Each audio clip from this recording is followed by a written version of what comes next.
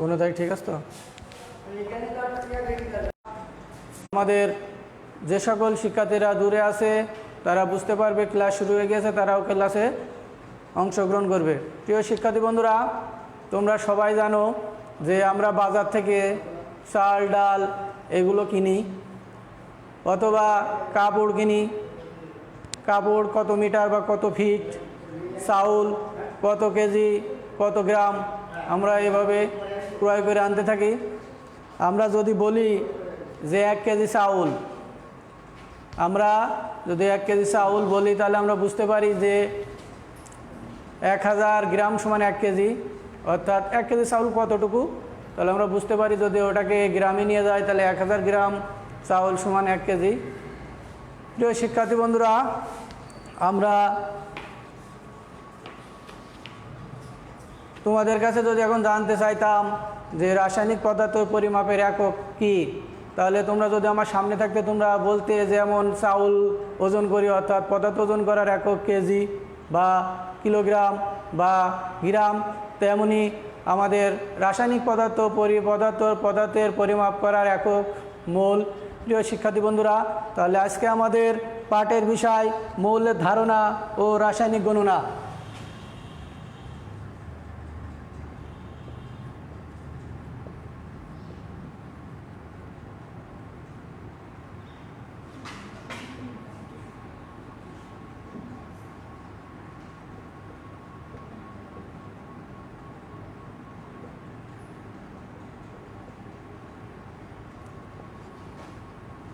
প্রিয় শিক্ষার্থী বন্ধুরা, আজকে আমাদের পাঠের বিষয় মৌলের ধারণা ও রাসায়নিক গণনা। প্রিয় শিক্ষার্থীরা, প্রথমে আমরা আলোচনা করি যে মোল কি বা 1 মোল কি জিনিস। প্রিয় শিক্ষার্থী বন্ধুরা, আমরা জানি 1 মোল সমান আমরা লিখতে পারি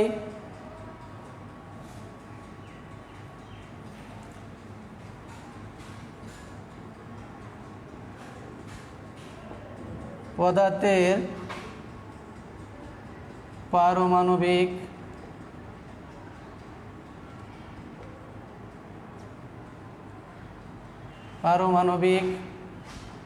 ভর অবলিক আণবিক ভর। অর্থাৎ আমরা 1 মোল বলতে বুঝি পদার্থের পারমাণবিক ভর বা আণবিক ভরকে যদি আমরা গ্রামে প্রকাশ করি অর্থাৎ গ্রাম এককে প্রকাশ করি তাহলে আমরা সেটাকে বলতে পারি 1 মোল। অর্থাৎ 1 মোল বলতে কোনো পদার্থের পারমাণবিক ভর বা আণবিক ভরকে যদি আমরা গ্রামে প্রকাশ করি তাহলে আমরা সেটাকে 1 মোল পরিমাণ বলতে পারি। প্রিয় শিক্ষার্থী বন্ধুরা, আমাদের আজকের ক্লাস শেষে তোমরা শিখতে পারবে অর্থাৎ বলতে পারবে মৌলের ধারণা ব্যবহার করে সকল গাণিতিক হিসাব করতে পারবে, নির্দিষ্ট ঘনমাত্রা দ্রবণ প্রস্তুত করতে পারবে, প্রদত্ত তথ্য উপাত্ত ব্যবহার করে যৌগের উপস্থিত মৌলের শতকরা সংযুতি নির্ণয় করতে পারবে, শতকরা সংযুক্তি ব্যবহার করে স্থূল সংকেত ও আণবিক সংকেত নির্ণয় করতে পারবে। প্রিয় শিক্ষার্থী বন্ধুরা, বোর্ডের দিকে লক্ষ্য করো। তাহলে আমরা 1 মোল পদার্থের পারমাণবিক ভর বা আণবিক ভর বলতে কী বোঝায় সেটা আমরা একটু দেখি। প্রিয় শিক্ষার্থী বন্ধুরা, আমরা যদি একটা কার্বন পরমাণুকে কল্পনা করি অর্থাৎ এই কার্বন পরমাণুর পারমাণবিক ভর আমরা জানি 12 গ্রাম। তাহলে আমরা একটা পরমাণুর ভর কার্বন পেয়েছি, কার্বনের পারমাণবিক ভর 12 গ্রাম, এবং একটা কার্বন ডাইঅক্সাইড যদি একটা যৌগ নিই তাহলে কার্বনের আমরা জানি আণবিক ভর করার নিয়ম যে কার্বন 12 প্লাস অক্সিজেন 2টা পরমাণু, তাহলে 16 গুণ 2, তাহলে আমরা এটা পাবো 12 যোগ 16 দুগুণে 32 সমান 44 গ্রাম। প্রিয় শিক্ষার্থী বন্ধুরা, তাহলে কার্বন 12 গ্রাম, কার্বন ডাইঅক্সাইড পেলাম 44 গ্রাম। তাহলে আমরা এই 12 গ্রাম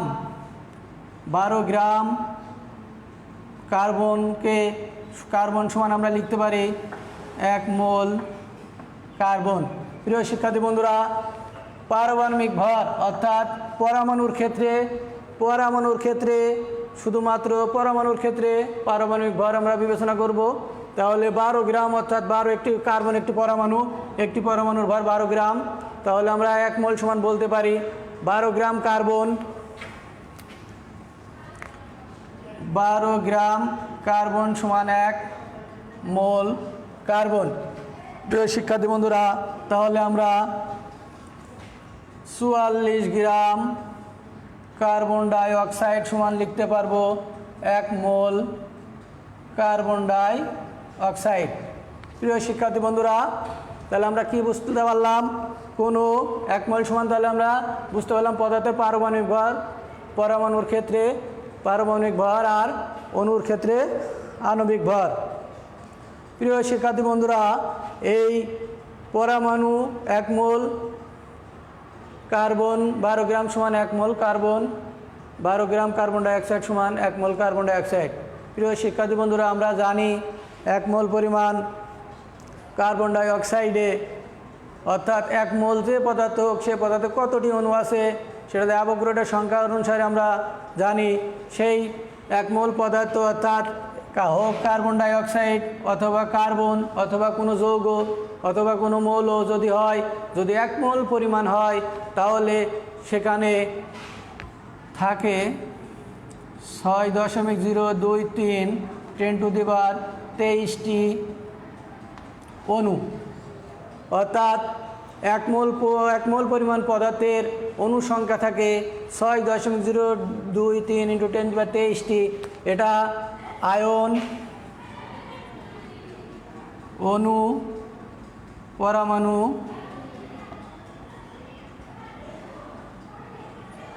আয়ন বা ইলেকট্রন।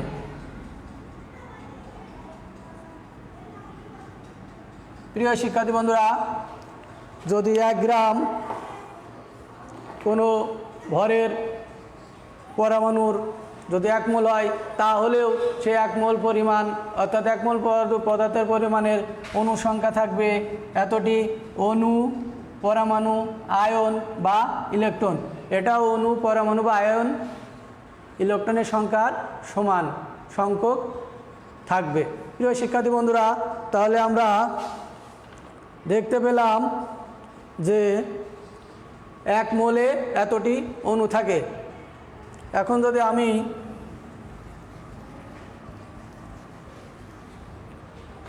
যদি আমি বলি যে 10 গ্রাম কার্বন ডাই অক্সাইডে কতটি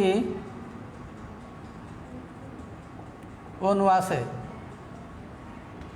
প্রিয় শিক্ষার্থী বন্ধুরা, লক্ষ্য করো, আমি যদি বলি 10 গ্রাম কার্বনে কতটি পরমাণু আছে, আমরা আগেই জেনেছি যে 44 গ্রাম কার্বন ডাইঅক্সাইড, অর্থাৎ 44 গ্রাম কার্বন ডাইঅক্সাইড সমান 1 মোল।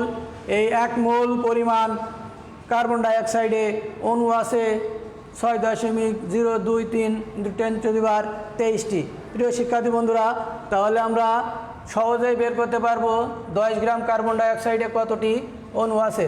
তাহলে আমরা এটা লিখব 44 গ্রাম কার্বন ডাইঅক্সাইডে অণুর সংখ্যা 6.23 × 10⁻23টি।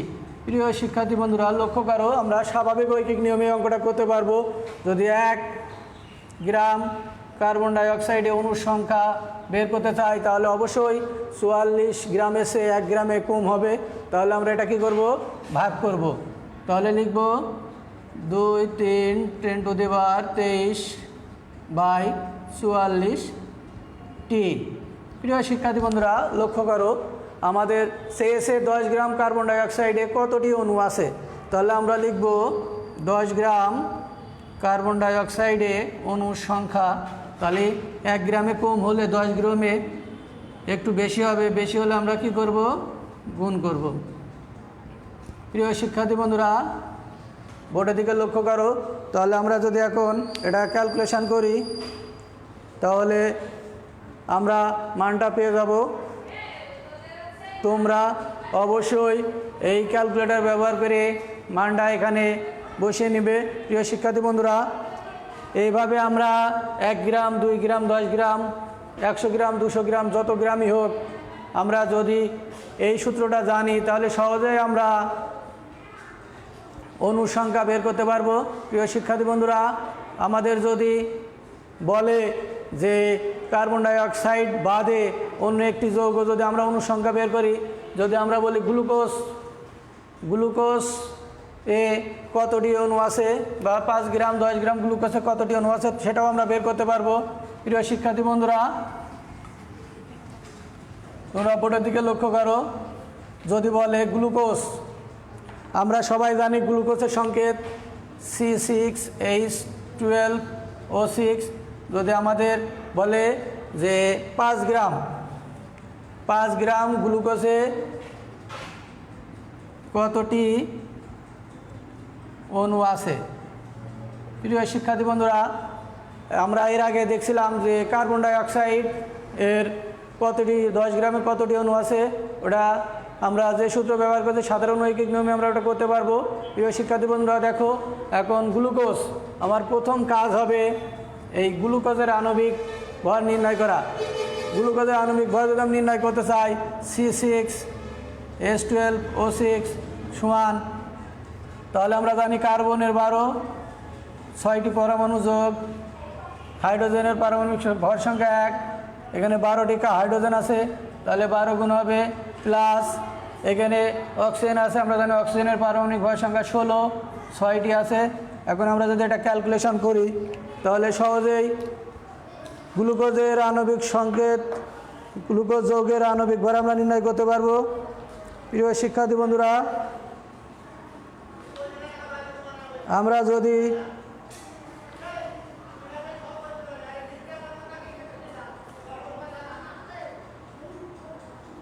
এই গ্লুকোজের আণবিক সংকেত বের করতে চাই তাহলে আমরা ক্যালকুলেটরের সাহায্যে যদি গুণ করি 12 গুণ 6, 12 গুণ 6 তাহলে পাবো 72 যোগ 12 যোগ 16 গুণ 6 96। প্রিয় শিক্ষার্থী বন্ধুরা, আমরা যদি এবার এই মানগুলো যোগ করি তাহলে আমরা মান পাবো 180। প্রিয় শিক্ষার্থী বন্ধুরা, আমি আগেই বলেছিলাম যদি আমরা কোনো অণুর ক্ষেত্রে পারমাণবিক ভর সংখ্যাকে গ্রামে প্রকাশ করি আর পরমাণুর ক্ষেত্রে পরমাণুর ভর সংখ্যা গ্রামে প্রকাশ করি, তাহলে ওই গ্রাম সমান আমরা 1 মোল বলতে পারি, অর্থাৎ 180 গ্রাম। আমরা যদি 180 গ্রাম লিখি তাহলে আমরা 180 গ্রাম গ্লুকোজ সমান 1 মোল গ্লুকোজ বলতে পারি। প্রিয় শিক্ষার্থী বন্ধুরা, তাহলে আগের নিয়মে আমরা সাধারণ ঐকিক নিয়মে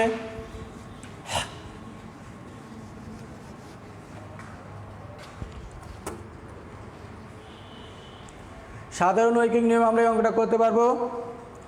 ম্যাডাম নেকড়া নেশান দিনি নেকড়াটা সাধারণ ঐকিক নিয়মে আমরা এই অঙ্কটা করতে পারবো যে 180 গ্রাম, এখানে বলেছিলাম 5 গ্রাম গ্লুকোজে কতটি অণু বিদ্যমান, তাহলে আমরা 1 মোল সমান এখানে পেয়েছিলাম কত 6.023 × 1023টি অণু বা পরমাণু আয়ন ইলেকট্রন থাকতে পারে। তাহলে আমরা লিখতে পারবো 180 গ্রাম গ্লুকোজে অণুর সংখ্যা 6.23 × 1023টি। প্রিয় শিক্ষার্থী বন্ধুরা, আমরা যদি এখন লিখি 1 গ্রাম কার্বন ডাই গ্লুকোজে অণুর সংখ্যা, তাহলে 1 গ্রামে অবশ্যই কম হবে, তাহলে আমরা এটাকে ভাগ করব 180টি। প্রিয় শিক্ষার্থী বন্ধুরা, আমাদের লাস্ট আমরা এই অঙ্কটাই চেয়েছিল 5 গ্রাম গ্লুকোজ অণুর সংখ্যা, তাহলে আমরা এটা লিখতে পারবো 180 6 2 3 10 টু দি পাওয়ার 23 গুণ 5। প্রিয় শিক্ষার্থী বন্ধুরা, এটাকে যদি তোমরা ক্যালকুলেটর দিয়ে ভাগ করো তাহলে আমরা এখানে যে মানটা পাবো সেটা হচ্ছে 5 গ্রাম। এই 5 গ্রাম গ্লুকোজের অনুসংখ্যা, আমরা 5 গ্রাম গ্লুকোজের অনুসংখ্যা পেয়ে গেলাম। প্রিয় শিক্ষার্থী বন্ধুরা, এই সূত্র ব্যবহার করে আমরা যে কোনো ধরনের যৌগের আণবিক ভর বের করব এবং অনুসংখ্যা বের করব। এখন যদি কোনো অঙ্কে দেওয়া থাকে যে পরমাণু সংখ্যা কতটি, বলতে পারে যে 5 গ্রাম, যেহেতু আমি একটা এখানে অঙ্ক করলাম 5 গ্রাম গ্লুকোজে কতটি পরমাণু আছে, তাহলে আমাদের প্রথম কাজ যে 5 গ্রাম অনুসংখ্যা বের করে নেওয়া। প্রিয় শিক্ষার্থী বন্ধুরা, আমি যদি 5 গ্রাম অনুসংখ্যা বের করে নিই তাহলে বোর্ডের দিকে লক্ষ্য করো, এখানে কার্বনের সংখ্যা আছে 6টি, হাইড্রোজেন আছে 12টি, অক্সিজেন আছে 6টি। তাহলে মোট পরমাণু সংখ্যা 6 আর 6 12 আর 12 24। তাহলে এখানে পরমাণু সংখ্যা আমি পেলাম 24টি। প্রিয় শিক্ষার্থী বন্ধুরা, তোমরা কিছুক্ষণ আগে দেখেছো যে আমরা 5 গ্রাম গ্লুকোজের অনুসংখ্যা বের করেছিলাম। যদি আমি ধরি, যেহেতু আমরা সঠিক মান বের করি নাই, আমরা যদি ধরি x,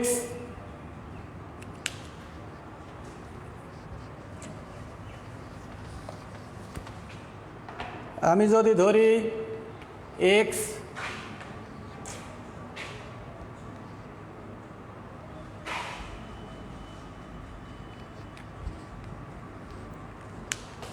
কি অবস্থা, ক্লাস নেওয়ার মতো নেই।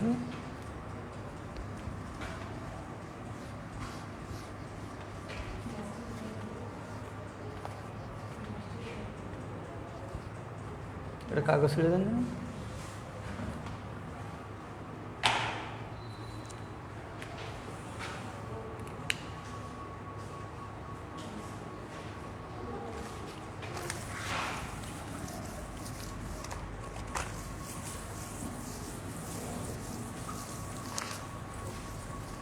প্রিয় শিক্ষার্থী বন্ধুরা, লক্ষ্য করো, আমি 5 গ্রাম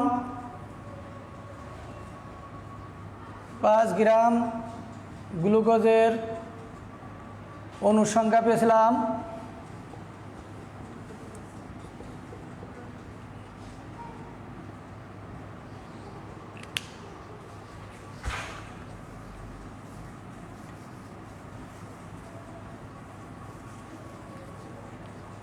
পাঁচ গ্রাম গ্লুকোজের অনুসংখ্যা পেয়েছিলাম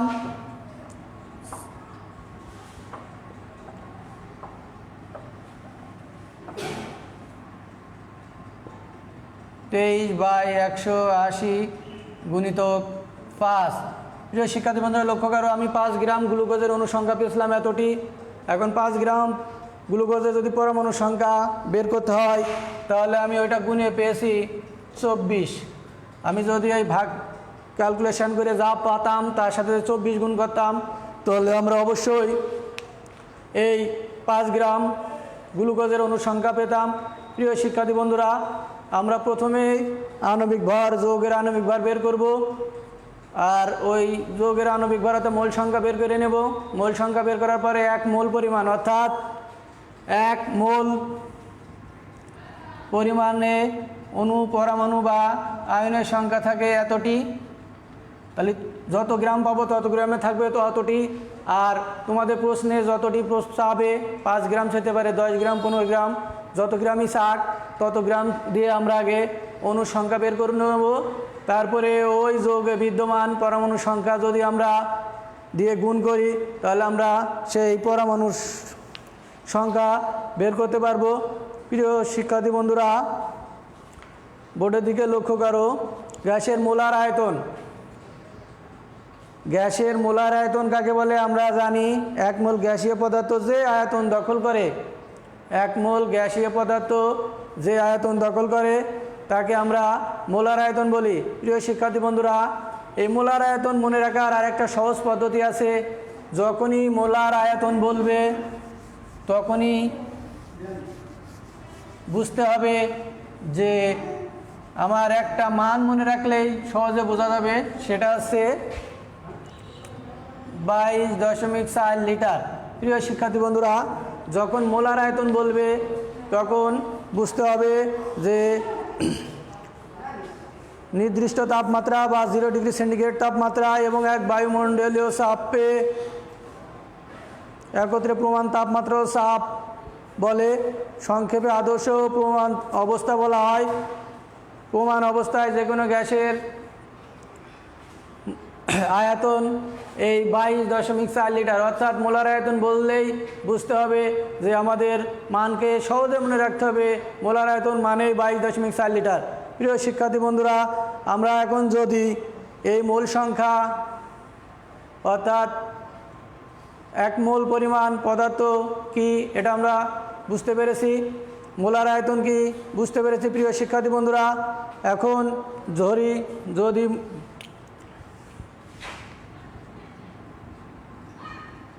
n সমান মোল সংখ্যা হয়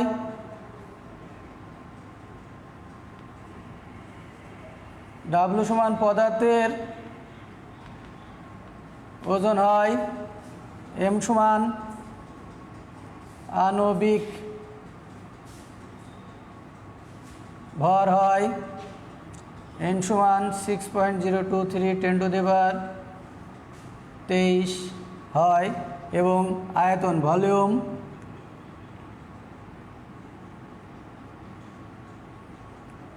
এটা সমান যদি আয়তন আমরা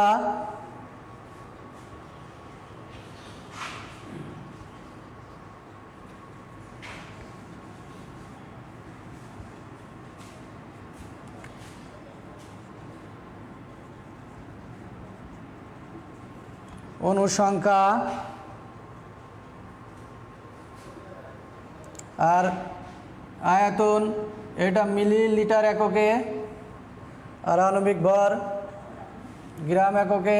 প্রিয় শিক্ষার্থী বন্ধুরা, বোর্ডের দিকে লক্ষ্য করো, যদি আমরা n মোল সংখ্যা, W গ্রাম এককে ভর, V লিটার এককে আয়তন, অণুর সংখ্যা n অণুর সংখ্যা এবং আণবিক ভর m সমান আণবিক ভর আমরা লিখি, তাহলে আমরা মোল সংখ্যা সমান ওজন, পদার্থের ওজন বাই আণবিক ভর যদি ভাগ করি তাহলে আমরা কি পাবো? মোল সংখ্যা পাবো। প্রিয় শিক্ষার্থী বন্ধুরা, এবং আমরা এটাকে যদি কঠিন পদার্থ, গ্যাসীয়, তরল তিনটের দিকে কল্পনা করি তাহলে এটা সমান আমরা পাবো V বাই 22.4 এবং এটা সমান পাবো যদি আমরা অণুর সংখ্যা ধরি তাহলে এটা সমান 23টি। প্রিয় শিক্ষার্থী বন্ধুরা, বোর্ডের দিকে লক্ষ্য করো, দেখো সবার বাম পাশে n আছে অর্থাৎ মোল সংখ্যা। এই মোল সংখ্যার আমরা তিনটে সূত্র পেয়েছি, একটা n সমান W বাই m এবং n সমান V বাই 22.4 এবং n সমান ক্যাপিটাল N বাই 6.023 10⁻23টি। প্রিয় শিক্ষার্থী বন্ধুরা, তোমরা বুঝতে পারছো যে বাম পাশে তিনটে সূত্র লেখা আছে। এখন যদি কোনো সমস্যায় ওজন দেওয়া থাকে অর্থাৎ ভর দেওয়া থাকে অথবা আণবিক ভর দেওয়া থাকে তাহলে মোল সংখ্যা আমরা অতি সহজে বের করতে পারবো, অথবা মোল সংখ্যা দেওয়া আছে, আণবিক ভর আমরা জানি, তাহলে কতটুকু ওজন আছে সেটা বের করতে পারবো। এই সূত্রের সাহায্যে আমরা আয়তন দেওয়া থাকলে মোল সংখ্যা বের করতে পারবো। এই সূত্রের সাহায্যে আমরা যদি অণুর সংখ্যা দেওয়া থাকে কতটি অণু, তাহলে আমরা মোল সংখ্যা বের করতে পারবো। প্রিয় শিক্ষার্থী বন্ধুরা, এই সূত্রগুলোকে যদি আমি এই n এর পরিবর্তে n সমান যদি V বাই 22.4 লিখতে পারবো। প্রিয় শিক্ষার্থী বন্ধুরা, বোর্ডের দিকে লক্ষ্য করো, এটা সমান তাহলে আমি লিখতে পারবো n বাই 23। প্রিয় শিক্ষার্থী বন্ধুরা, আমি এটা সমান লিখতে পারবো W বাই m। প্রিয় শিক্ষার্থী বন্ধুরা, বোর্ডের দিকে লক্ষ্য করো। তাহলে আমি এই সূত্রটা যখন 3টা সূত্র ব্যবহার করে আমি আরও 3টা সূত্র অর্থাৎ অনুসিদ্ধান্ত উপনীত হয়েছি, সেটা যদি কোনো সমস্যায় আয়তন দেয়া থাকে এবং ওজন দেয়া থাকে, তাহলে আমি এই সূত্রটা ব্যবহার করে আণবিক ভর নির্ণয় করতে পারবো কোনো যৌগের। যদি আমি এই সূত্রটা ব্যবহার করি, আয়তন দেওয়া থাকে, অনুসংখ্যা বের তাহলে আমরা অনুসংখ্যা বের করতে পারবো। প্রিয় শিক্ষার্থী বন্ধুরা, একইভাবে আণবিক ভর দেওয়া থাকলে আর অনুসংখ্যা দেওয়া থাকলে তাহলে আমরা ওজন বের করতে পারবো। সূত্র শিক্ষার্থী বন্ধুরা, বিভিন্ন দ্রবণ অর্থাৎ মোলার দ্রবণ আমরা পড়লাম।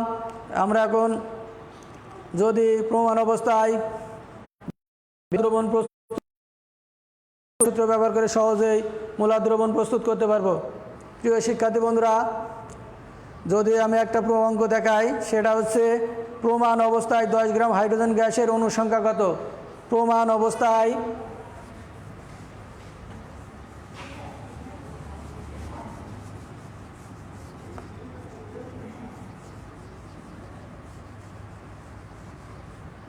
আমরা এই সূত্রগুলো ব্যবহার করে প্রমাণ অবস্থায়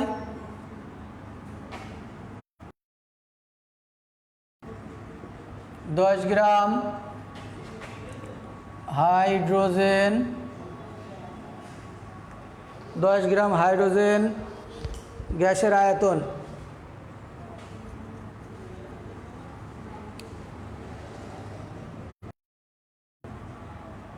প্রিয় শিক্ষার্থীরা, প্রমাণ অবস্থায় 10 গ্রাম হাইড্রোজেন গ্যাসের আয়তন কত? সূত্রটা ব্যবহার করছিলাম। আমরা জানি এখানে দেওয়া আছে ভর গ্রাম এককে 10, হাইড্রোজেন গ্যাস, জানি হাইড্রোজেন গ্যাসের আণবিক ভর 1, হাইড্রোজেন গ্যাস দ্বিপরমাণু, তাহলে 2 গুণ 1 গুণ 2 সমান 2। এটা আমরা আণবিক ভর 2 পেলাম, অর্থাৎ এম এর মান। এবং বলেছে গ্যাসের আয়তন কত, ডাব্লু সমান পেয়েছি 10 গ্রাম, তাহলে আমরা এম সমান পেয়েছি 2, ডাব্লু সমান পেয়েছি 10 গ্রাম। প্রিয় শিক্ষার্থী বন্ধুরা, তাহলে ডাব্লু সমান 10 পেয়েছি, এম সমান 2, ভির মান বের করতে হবে। এখন যদি আমরা 8 গুণন করি বা, তাহলে 22.4 গুণ 10,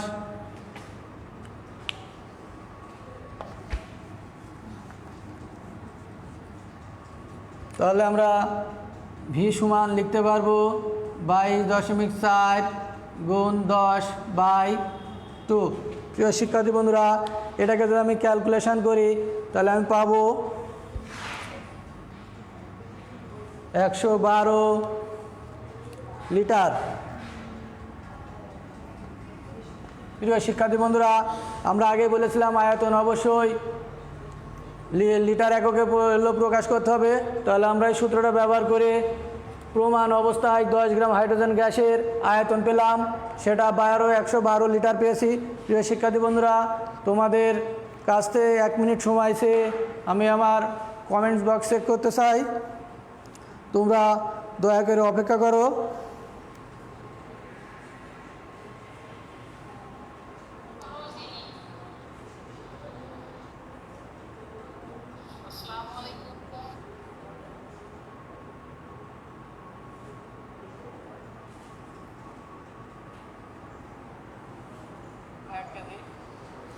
প্রিয় শিক্ষার্থী বন্ধুরা,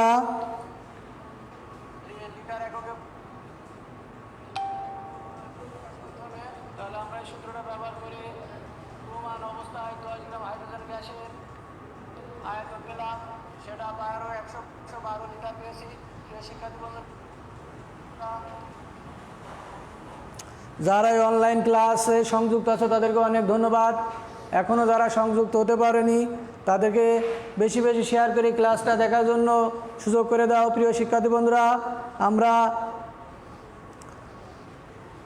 প্রমাণ অবস্থায় 10 গ্রাম হাইড্রোজেন গ্যাসের আয়তন পেলাম। এভাবে আমরা এই সূত্রগুলো ব্যবহার করে বিভিন্ন যৌগের প্রমাণ অবস্থায় আয়তন বের করতে পারবো। প্রিয় শিক্ষার্থী বন্ধুরা, আমরা মোলার দ্রবণ কি সেটা জানবো। একটি নির্দিষ্ট তাপমাত্রায় 1 লিটার দ্রবণের মধ্যে যদি 1 মোল আয়তন অর্থাৎ 1 মোল দ্রবীভূত থাকে, ওই দ্রবণকে আমরা মোলার দ্রবণ বলি। প্রিয় শিক্ষার্থী বন্ধুরা, তাহলে আমরা মোলার দ্রবণ বলতে কি বুঝলাম?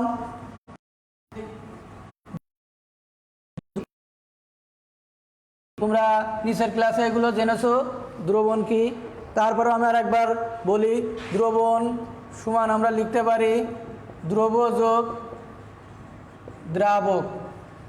দ্রব যোগ দ্রাবক অর্থাৎ যে কঠিন পদার্থ থাকে, যেটাকে কম থাকে বা সলিড যেই পদার্থটা থাকে তাকে আমরা সচরাচর দ্রব বলি। আর দ্রাবক যে অন্যকে দ্রবীভূত করে, যার ভিতরে দ্রবীভূত করার গুণ আছে, তাকে আমরা দ্রাবক বলি।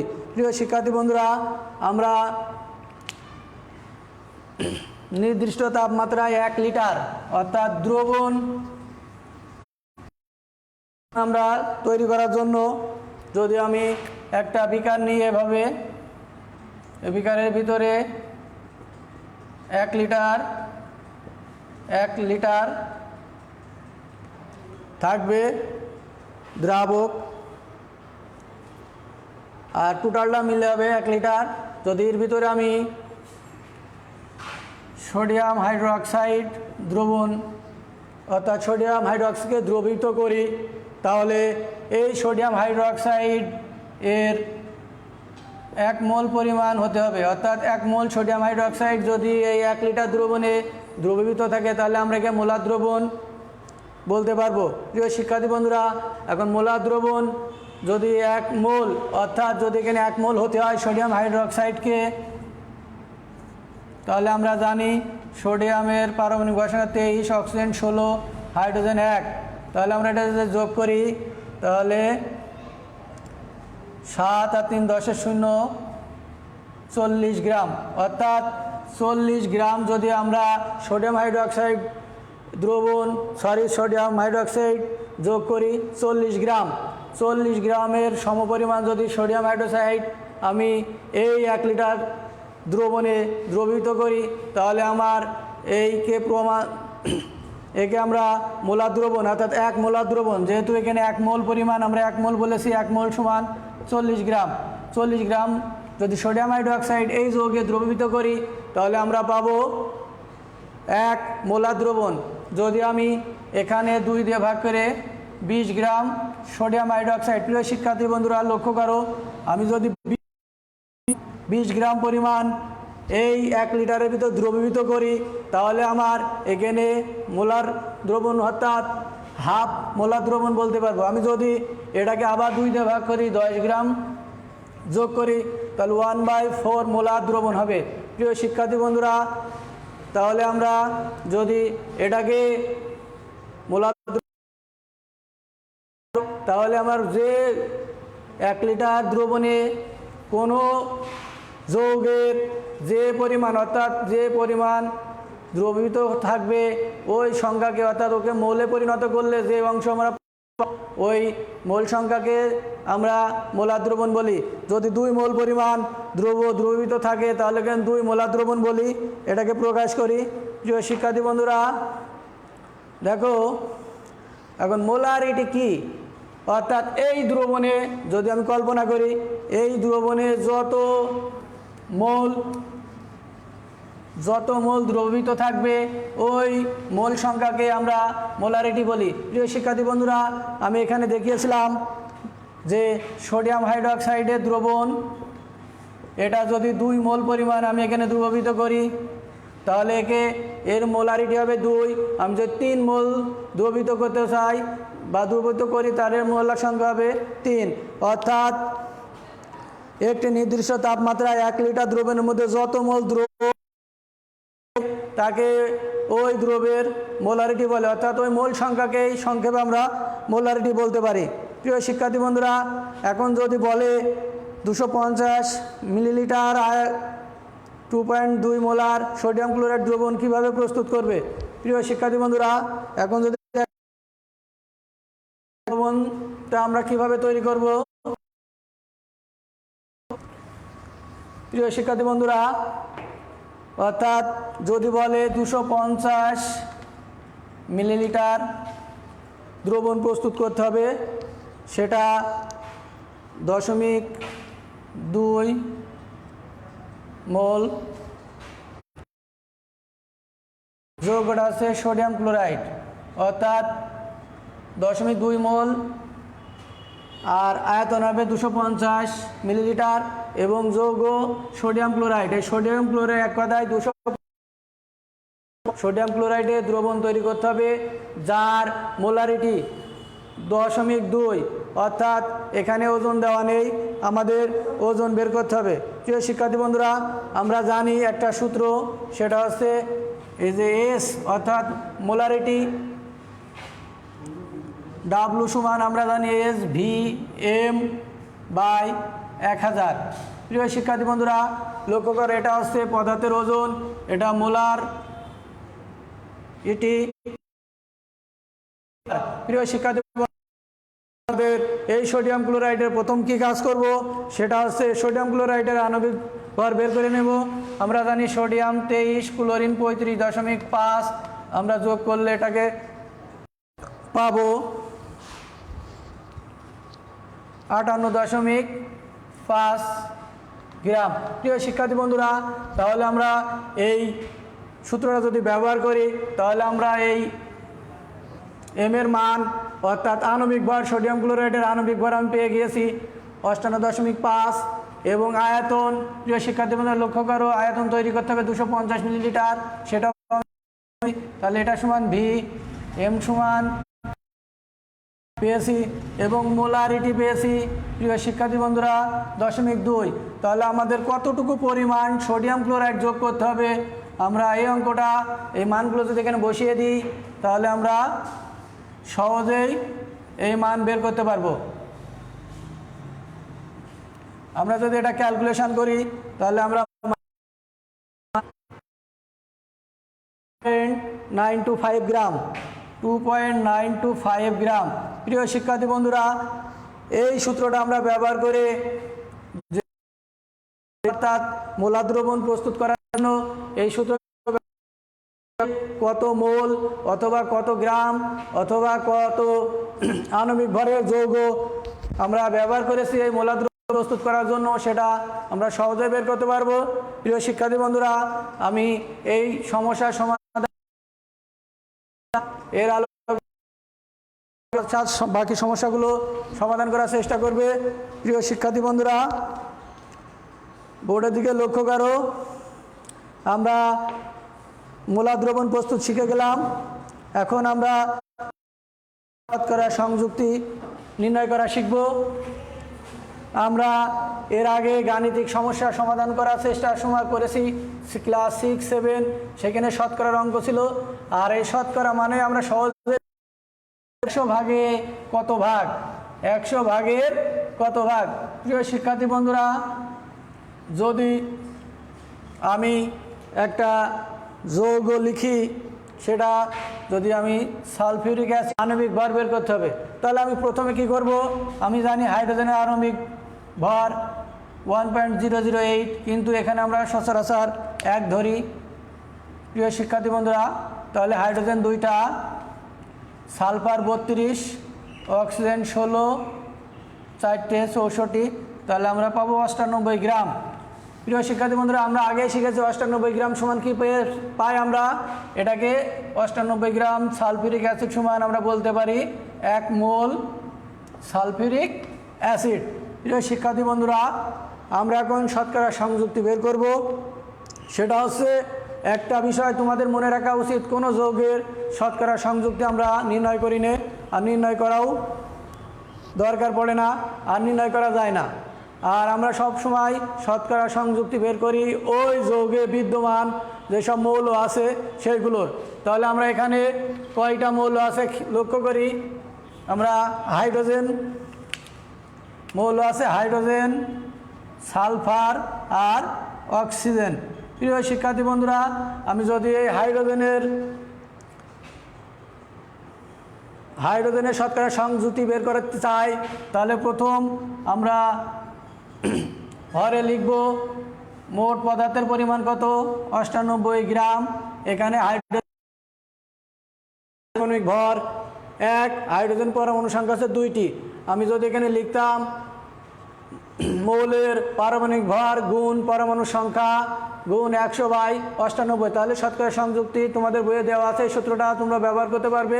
আমি সহজে বোঝার জন্য এখানে হাইড্রোজেন আছে 2টা, অর্থাৎ 2 1 গুণ করলে আমরা 2 পাই, এবং তাহলে এর সাথে যদি 100 করি তাহলে আমরা এই হাইড্রোজেনের শতকরা সংযুক্তি পেয়ে যাব।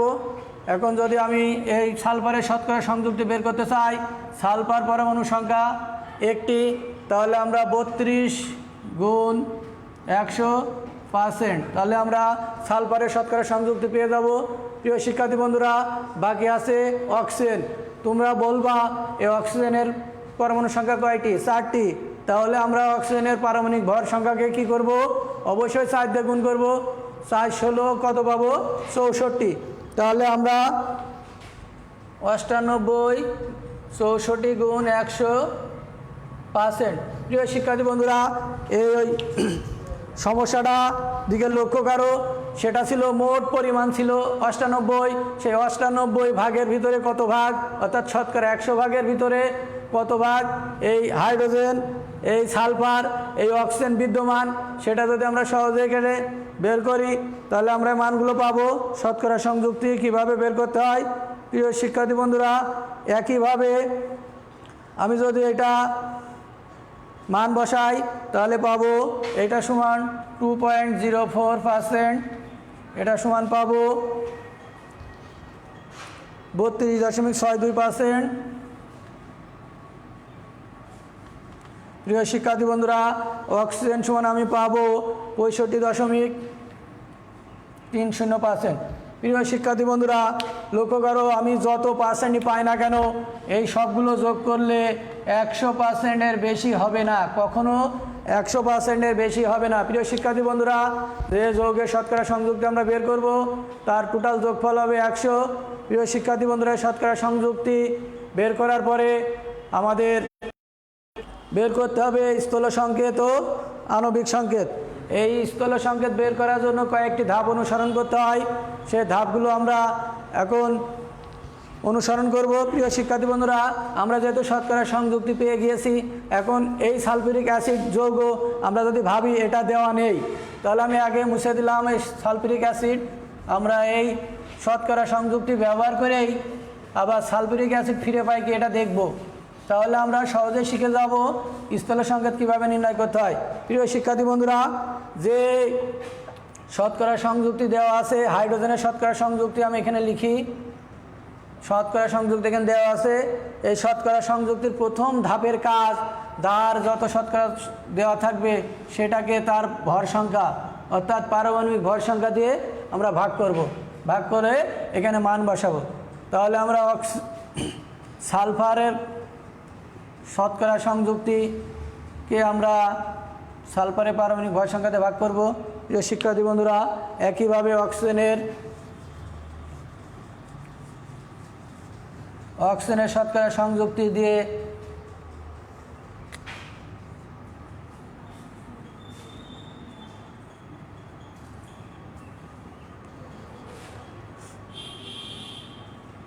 আমরা ভাগ করব।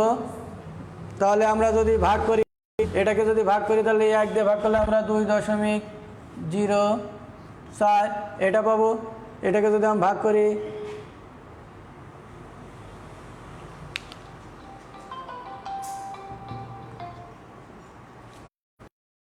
বন্ধুরা পাবো 1.01, অর্থাৎ আমি 1 লিখতে পারবো 1.02, এবং যদি 65.30-কে ভাগ করি 16 দ্বারা তাহলে আমি পাবো 4.08। হাইড্রো অক্সিজেনকে যদি আমি এটা দিয়ে 1.02 দিয়ে ভাগ করি তাহলে আমি পাবো 4। প্রিয় শিক্ষার্থী বন্ধুরা, তাহলে আমরা অনুপাত পেয়ে গেলাম 2 1 4। প্রিয় শিক্ষার্থী বন্ধুরা, তোমরা যখন এই সমস্যা এভাবে স্থূল সংকেত নির্ণয় করতে যাবে, আমাদের যেহেতু পূর্ণ সংখ্যা এসেছে সেহেতু আমাদের কোনো সমস্যা হয় নাই। এখন যদি কোনো কারণে কারো 1.5, এটা যদি 1.5 হতো, তাহলে আমরা এটা যখন 1.5 হতো তখন তো আমরা এভাবে লিখতে পারবো না, আর আমরা এটাকে 2ও লিখতে পারবো না। তখন আমরা কি করব? প্রিয় শিক্ষার্থী বন্ধুরা লক্ষ্য করো, যদি এমন কোনো মান আসে তাহলে সবার সাথে যদি আমি 2 গুণ করি তাহলে পূর্ণ সংখ্যায় পরিণত হয়ে যাবে। এটাকে যদি 1.5 গুণ করি তাহলে 3 পাবো। তাহলে সবাইকে অর্থাৎ উভয় মৌলের সাথে আমরা 2 দিয়ে গুণ করলে আমরা পূর্ণ সংখ্যায় পরিণত করতে হবে। যেটা মনে রাখতে হবে, এই অনুপাতটা অবশ্যই পূর্ণ সংখ্যায় হতে হবে।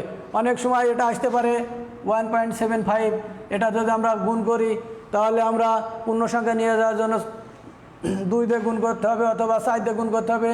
যদি আমার এমন মান আসে তাহলে অবশ্যই আমাকে 0.25 যাতে পূর্ণ সংখ্যায় আসে সেই সংখ্যা দিয়ে গুণ করতে হবে। প্রিয় শিক্ষার্থী বন্ধুরা, তাহলে আমরা কি সিদ্ধান্ত উপনীত হতে পারলাম যে এখানে যে মানই আসুক সেটা অবশ্যই পূর্ণ সংখ্যায় পরিণত করে নিতে হবে। আমরা যেটা করেছি এটা পূর্ণ সংখ্যায় পরিণত হয়েছে, তাহলে আমরা স্থূল সংকেত লিখতে পারবো। এখানে আমরা পেয়েছি হাইড্রোজেন সংখ্যা 2 অর্থাৎ H2, সালফার 1টি, অক্সিজেন 4টি। প্রিয় শিক্ষার্থী বন্ধুরা, তাহলে আমরা যে সংযুক্তি ব্যবহার করেছিলাম যে যৌগের, সেটা ছিল H2SO4 সালফিউরিক অ্যাসিড। এই সালফিউরিক অ্যাসিড H2SO4 আমরা আবার ফেরত পেয়েছি। তাহলে আমরা বুঝতে পারছি যে কিভাবে শতকরা সংযুক্তি ব্যবহার করে আমরা যৌগের স্থূল সংকেত নির্ণয় করতে পারবো। এই সমস্যাটি সমাধানের আলোকে প্রিয় শিক্ষার্থী বন্ধুরা, তোমরা বাসায় চেষ্টা করবে। এখনও যদি কেউ বুঝতে না পারো তাহলে আমাদের কমেন্ট বক্সে আমাদেরকে জানাও, আমরা তোমাদের প্রশ্নের আলোকে সমস্যা সমাধান করার চেষ্টা করব। প্রিয় শিক্ষার্থী বন্ধুরা, দেখো আমরা যৌগের স্থূল সংকেত পেয়েছি। এখন এই স্থূল সংকেত ব্যবহার করে আমরা আণবিক সংকেত নির্ণয় করব। প্রিয় শিক্ষার্থী বন্ধুরা, আমরা স্থূল সংকেত পেয়েছি H2SO4। এই যৌগটি ব্যবহার করে তোমাদের একটা কথা বলে রাখি, সেটা হচ্ছে যদি কোনো প্রশ্নে বলতো হাইড্রোজেন, সালফার ও অক্সিজেন ব্যবহার করে একটি যৌগ প্রস্তুত করা হলো, তাদের শতকরা সংযুক্তি এত এবং ওই যৌগের আণবিক ভর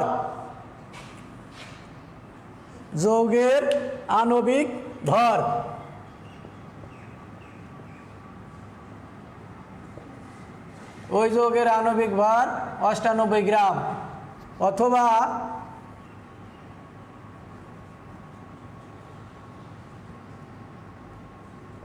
বাষ্প ঘনত্ব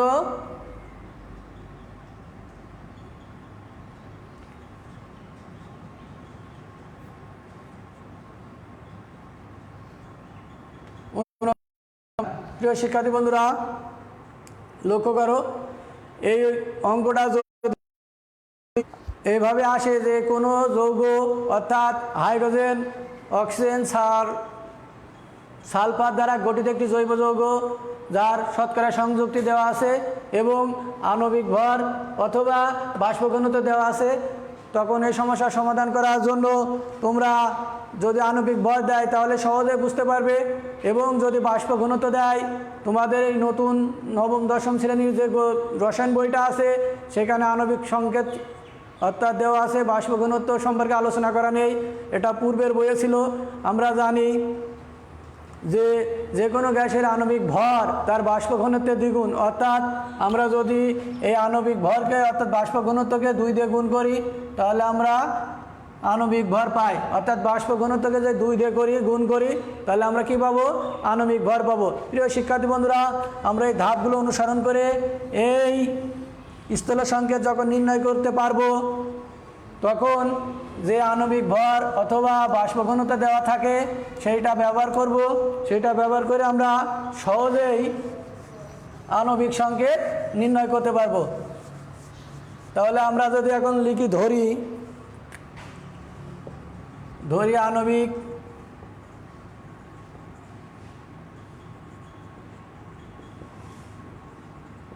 সমান স্থূল সংকেত গুণ n। প্রিয় শিক্ষার্থী বন্ধুরা, বোর্ডের দিকে লক্ষ্য করো। যদি আমরা এটা লিখি যে আণবিক সংকেত সমান সমান স্থূল সংকেত গুণ n, এটাকে যোগ আমি অন্যভাবে লিখতে পারি n সমান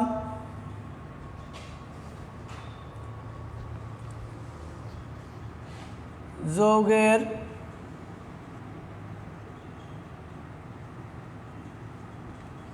বাই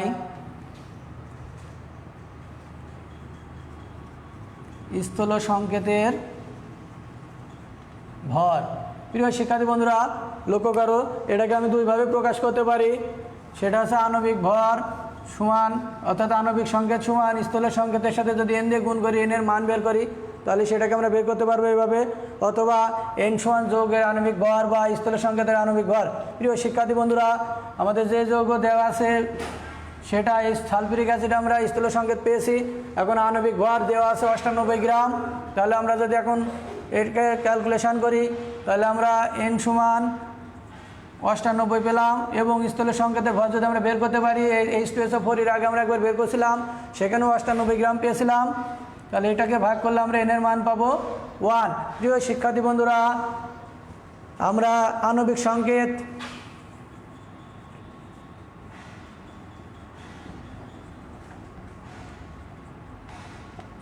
সমান স্থূল সংকেত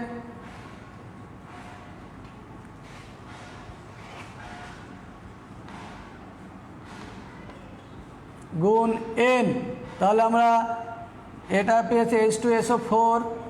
প্রিয় শিক্ষার্থী বন্ধুরা, n এর মান পেয়েছি 1। আমরা যদি গুণ করি তাহলে পাবো H2SO4।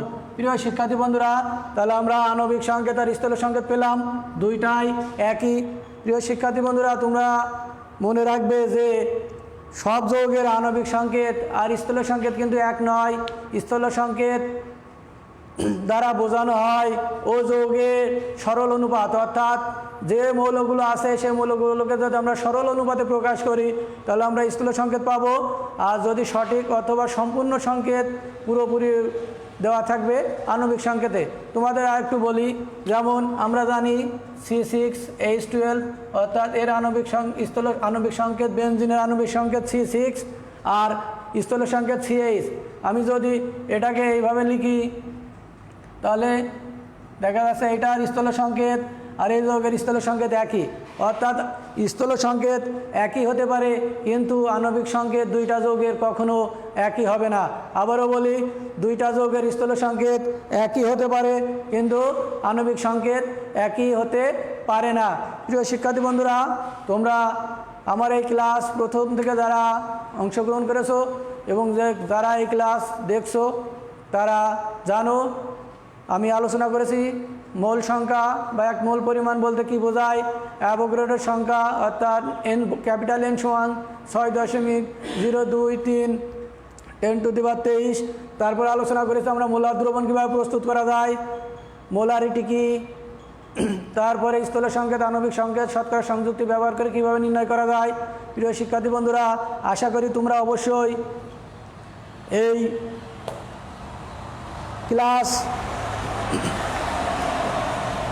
ক্লাসের আলোচনার আলোকে তোমরা সব কিছু বুঝতে পেরেছো।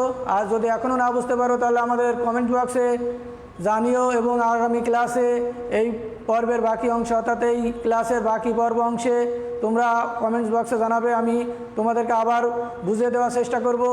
এখন তোমরা যতটুকু জ্ঞান অর্জন করেছো, এই জ্ঞান কাজে লাগিয়ে আমি একটি বাড়ির কাজ দেব, তোমরা এটা বাড়িতে করার চেষ্টা করবে।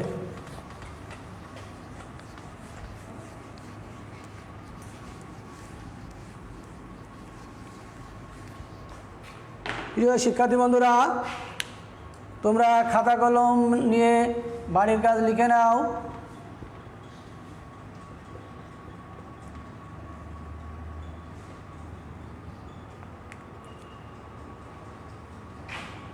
পনেরোটি মিথেন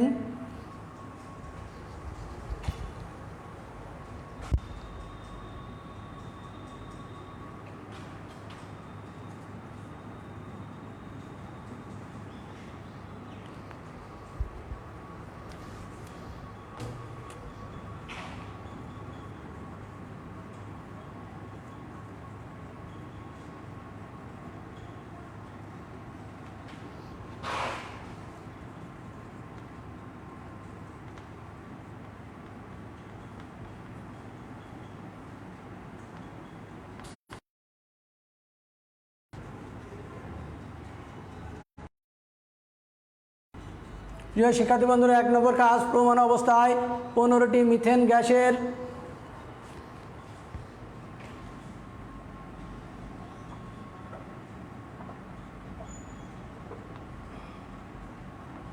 পরমাণুর আয়তন কত? 2,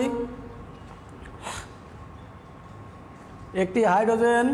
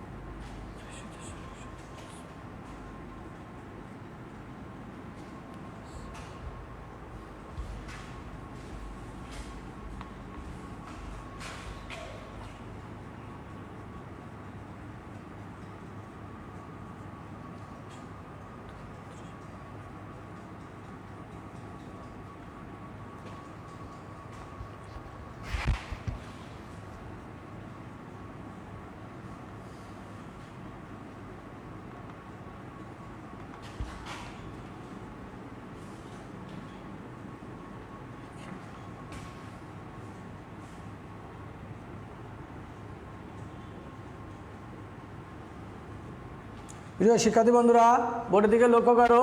বাড়ির কাজ দিয়েছি। 1, প্রমাণ অবস্থায় 15টি মিথেন গ্যাসের অণুর আয়তন কত? 2, একটি কার্বনের শতকরা সংযুক্তি দেওয়া আছে 82.75 এবং বাষ্প ঘনত্ব 29 হলে ওই হাইড্রোকার্বনের আণবিক সংকেত নির্ণয় করো। প্রিয় শিক্ষার্থী বন্ধুরা, তোমরা অবশ্যই বাড়ির কাজ ভালোভাবে করবে এবং যদি এখনও কারো বুঝতে সমস্যা হয় কোনো জায়গায়, তাহলে আমার ফেসবুক অর্থাৎ আমার স্কুলের ফেসবুকে কমেন্টস করবে, যাতে আমরা আরও ভালো করে তোমাদের বোঝাতে পারি। তোমাদের লেখাপড়া শিক্ষণ কার্যক্রম যাতে ফলপ্রসূ হয় সেই আলোকে আমরা চেষ্টা করব। তোমাদের জীবন সুন্দর হোক এই করোনাকালীন সময়ে, তোমরা যাতে সুস্থ থাকো, ভালো থাকো, এই কামনা করে আমার অনলাইন ক্লাস এখানে শেষ করছি। আসসালামু আলাইকুম।